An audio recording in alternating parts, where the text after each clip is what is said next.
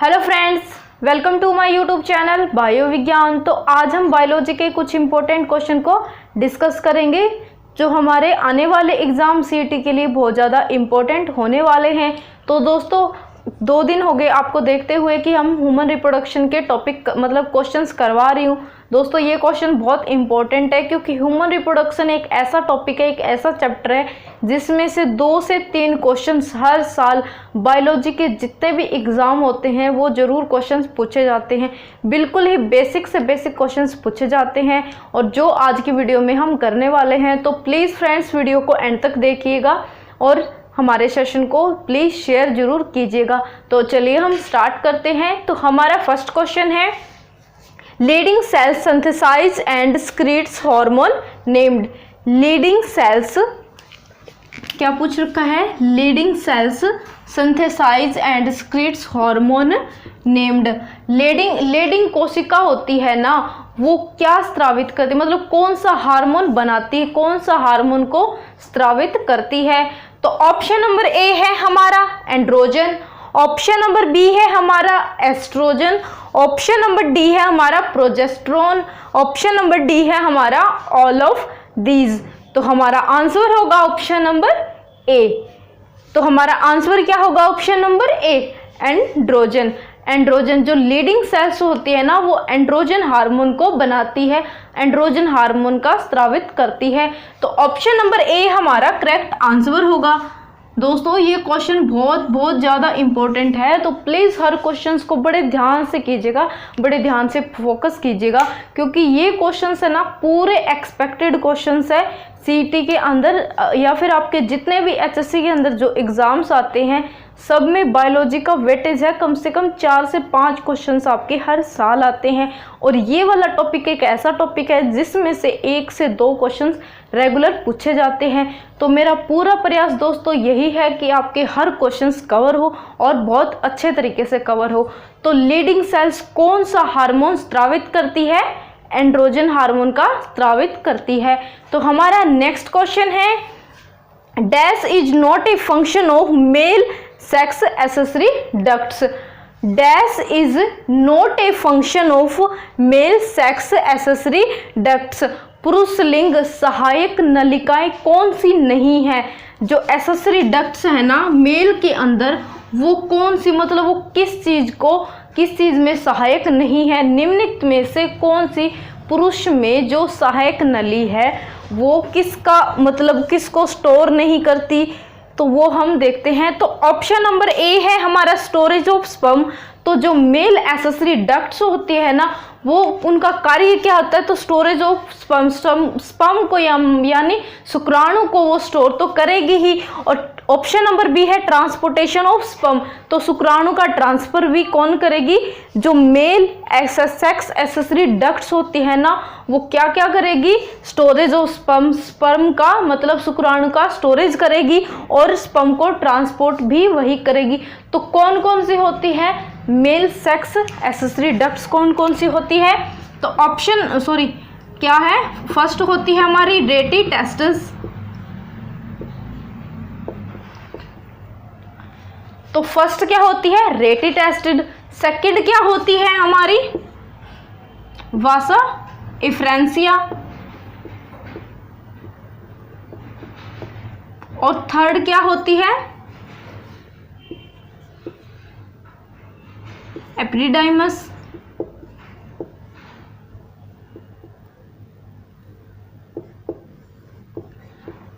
और फोर्थ क्या होती है?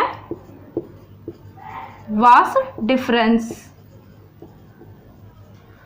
तो जो मेल के अंदर सेक्स एक्सेसरी डक्ट्स होती है ना, वो कौन कौन सी होती है?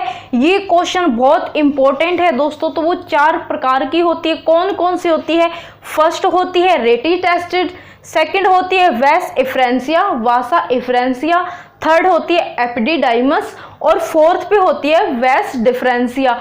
तो ये 4 एक्सेसरी डक्ट्स होती है मेल के अंदर, जो जिनका कार्य क्या होता है, स्टोरेज ऑफ स्पर्म, मतलब शुक्राणु को स्टोर करके रखना और शुक्राणु का ट्रांसफर करना। ये कार्य किनका होता है, रेटी टेस्टिस का होता है, वासा इफ्रेंसिया का होता है, एपिडिडाइमस का होता है और वासा डिफरेंसिया का होता है। तो दोस्तों ये क्वेश्चन बहुत ज़्यादा इंपॉर्टेंट है, तो प्लीज़ फोकस कीजिएगा। तो ऑप्शन नंबर सी है हमारा स्टोरेज ऑफ यूरिन।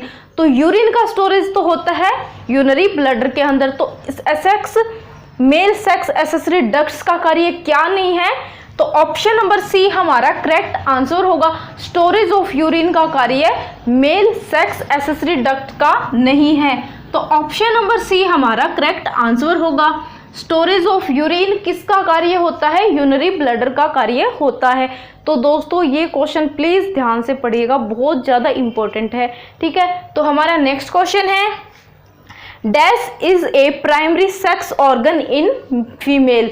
कल हमने मेल का किया था, तो मेल के अंदर क्या था, जो फर्स्ट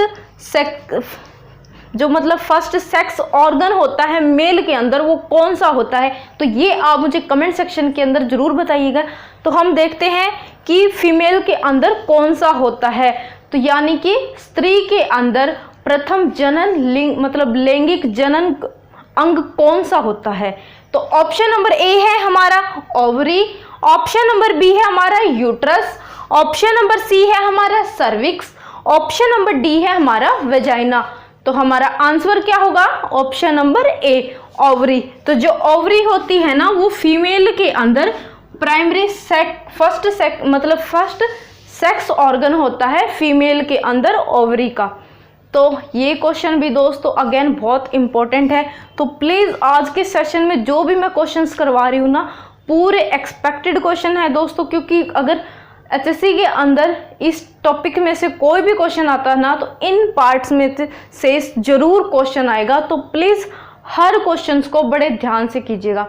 तो हमारा नेक्स्ट क्वेश्चन है, dash is not a main function of ovary. अंडाशय का कार्य क्या नहीं है, मतलब निम्नलिखित में से अंडाशय का कार्य क्या नहीं है, तो ऑप्शन नंबर ए है एग प्रोडक्शन, मतलब एग को बनाना। ओवरी कौन सा, मतलब स्पर्म के टेस्टिस में क्या बनता है, स्पर्म बनता है, और ओवरी में क्या बनेगा, ओवम। तो ओवरी में क्या बनेगा, ओवम। तो एग का प्रोडक्शन तो ओवरी करती है, हार्मोन का स्क्रीशन भी ओवरी करती है, मतलब हार्मोन्स को भी ओवरी बनाती है। तो इसका कार्य इसमें पूछा गया ना, क्या नहीं है, तो मिल्क प्रोडक्शन का कार्य ओवरी का नहीं होता। तो ये किसका कार्य है, ये मेमरी ग्लैंड्स का कार्य है। तो ऑप्शन नंबर सी हमारा करेक्ट आंसर होगा। तो देखिए दोस्तों, कल ये ऊपर ये क्वेश्चन था ना, लीडिंग सेल्स क्या बनाती है, तो एंड्रोजन को बनाती है, और इनमें से मेल सेक्स एक्सेसरी डक्ट्स का कार्य क्या नहीं था, यूरिन को स्टोर करना मेल सेक्स एक्सेसरी डक्ट का कार्य नहीं था। प्राइमरी सेक्स ऑर्गन फीमेल के अंदर कौन सा होता है, ओवरी होता है।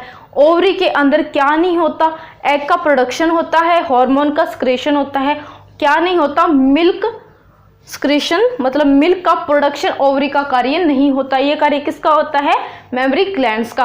तो ऑप्शन नंबर सी हमारा करेक्ट आंसर होगा।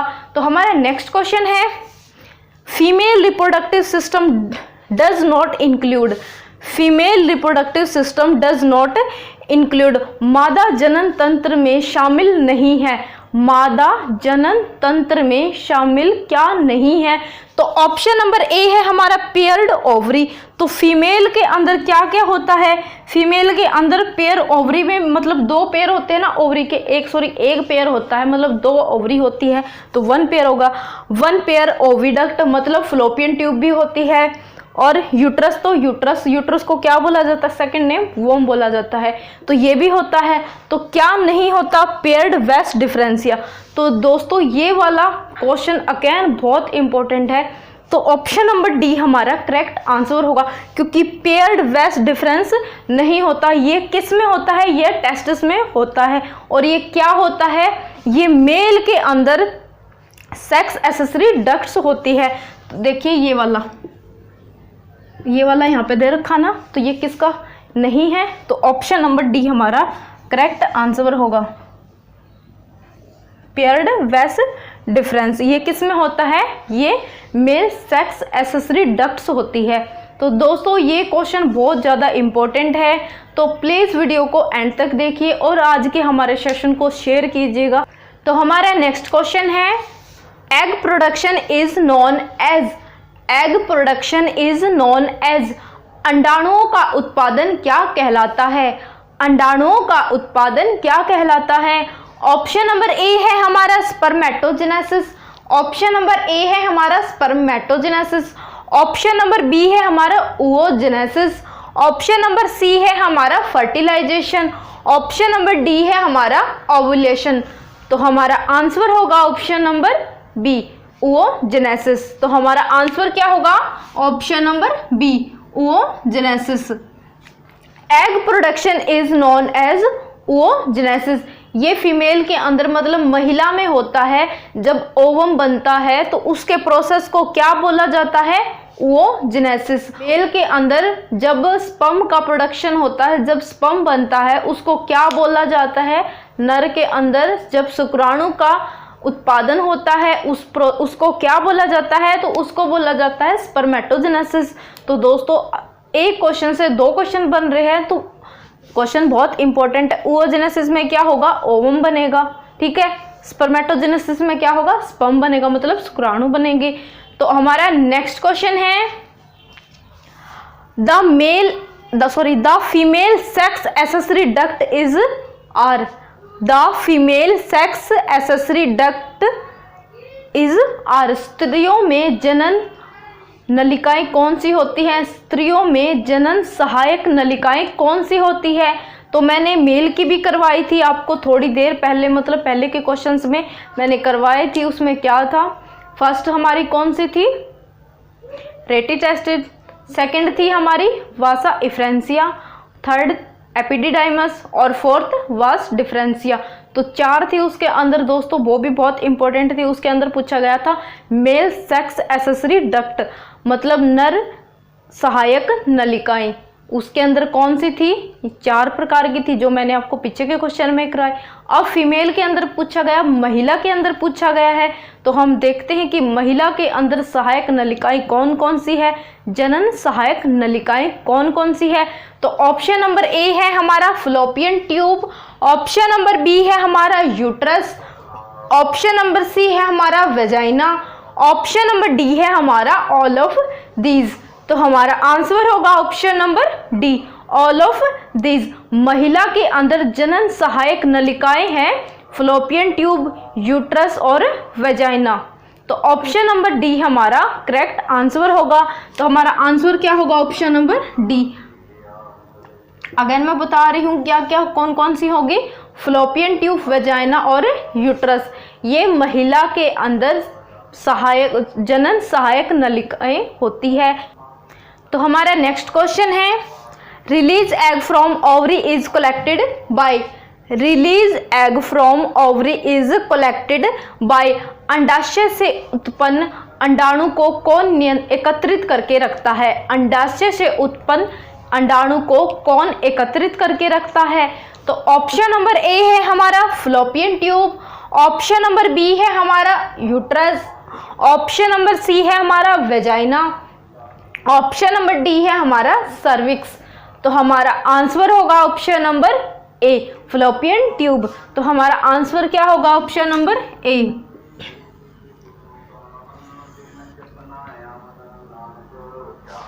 जब अंडाशय से अंडाणुओं का उत्पन्न, मतलब अंडाशय से अंडाणु उत्पन्न होते हैं, तो उसको एकत्रित करके कौन रखता है?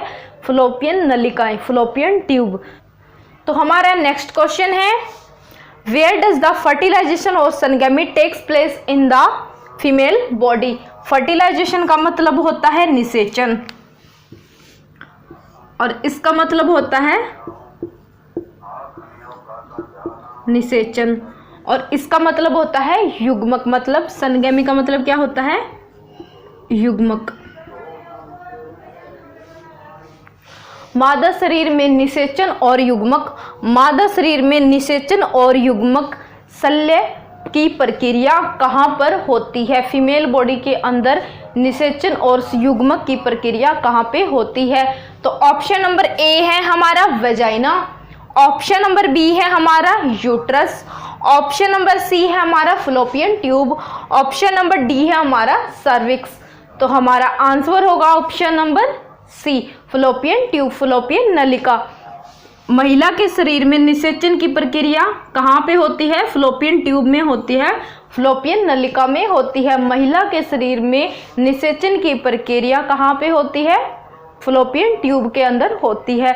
दोस्तों ये क्वेश्चन है ना नीट के अंदर भी पूछा गया है, मतलब इजी सा है, डिफिकल्ट बिल्कुल भी नहीं है। ये पीछे के नीट के अंदर पूछा गया क्वेश्चन है और एचएससी के अंदर भी ये क्वेश्चन पूछा गया है। तो प्लीज़ हर क्वेश्चंस को ध्यान से कीजिएगा। तो ऑप्शन नंबर सी हमारा करेक्ट आंसर होगा। तो हमारा नेक्स्ट क्वेश्चन है, there is an uterus and is also known as, there is an uterus, uterus का मतलब होता है गर्भाशय। There is an uterus and is also known as, गर्भाशय केवल एक होता है जिसे और क्या कहा जाता है? गर्भाशय केवल एक होता है और उसे क्या कहा जाता है? मतलब एक और नाम दिया जाता है तो उसको क्या बोला जाता है? ऑप्शन नंबर ए है क्लिटोरिस, ऑप्शन नंबर बी है वॉम, ऑप्शन नंबर सी है ब्रेस्ट, ऑप्शन नंबर डी है हमारा सर्वाइकल कैनाल। तो हमारा आंसर होगा ऑप्शन नंबर बी, वॉम मतलब बच्चादानी। यूट्रस को, गर्भाशय को और क्या बोला जाता है? उसको बोला जाता है और बच्चादानी मतलब वॉम बोला जाता है। तो ऑप्शन नंबर बी हमारा करेक्ट आंसर होगा। There is an uterus and is also known as womb. तो दोस्तों ये थे आज के हमारे बायोलॉजी के कुछ इंपॉर्टेंट क्वेश्चंस। उम्मीद है आज आपको हमारी वीडियो अच्छी लगी होगी। मैंने बहुत एक्सपेक्टेड क्वेश्चंस करवाए हैं और पीछे के पूछे गए क्वेश्चंस भी है। मेरा पूरा प्रयास दोस्तों यही था कि आपको हर क्वेश्चंस बड़े अच्छे से समझा पाऊँ। आई होप मैं ये कर पाई होगी। अगर आपको हमारी वीडियो अच्छी लगे तो please like, share, comment and please do subscribe. Thank you for watching.